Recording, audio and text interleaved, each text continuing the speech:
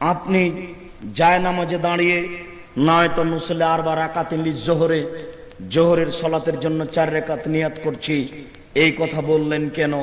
এর নাম বিদআত।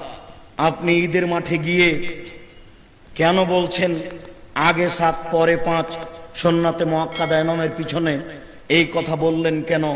এর নাম বিদআত। আপনি ঈদের মাঠে গিয়ে ওই ছেলেটাকে বক্তব্য দিতে বললেন কেন?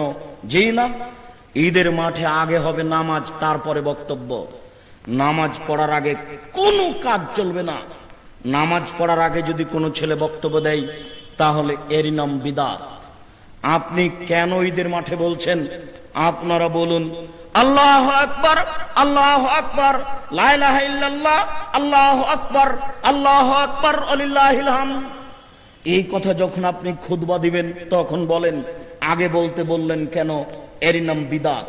শুনুন, এই কথা যদি বলে দিতে হয় তাহলে আজকে বলেন, যখনই রমজান শেষ, চন্দ্র উঠে গেছে, তখন থেকে শুরু হবে আল্লাহু আকবার, আল্লাহু আকবার, লা ইলাহা ইল্লাল্লাহ, আল্লাহু আকবার, আল্লাহু আকবার, ওয়ালিল্লাহিল হামদ। এটা চলতে থাকবে, এটা চলতে থাকবে।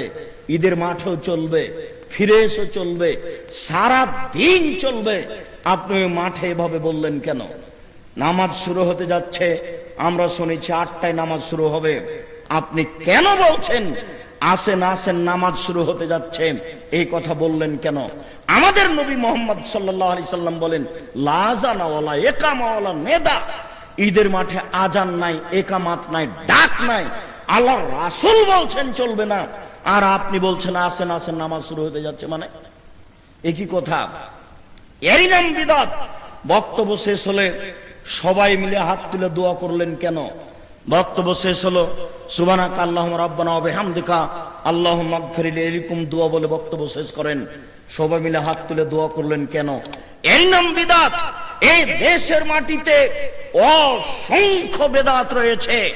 আমরা একটু আজকের আলোচনার সূচনাতে বেদাতের একটা নমুনা অল্প কিছু রেখে আমরা ومن أحسن قولا ممن دعا إلى الله وعمل صالحا وقال إنني من المسلمين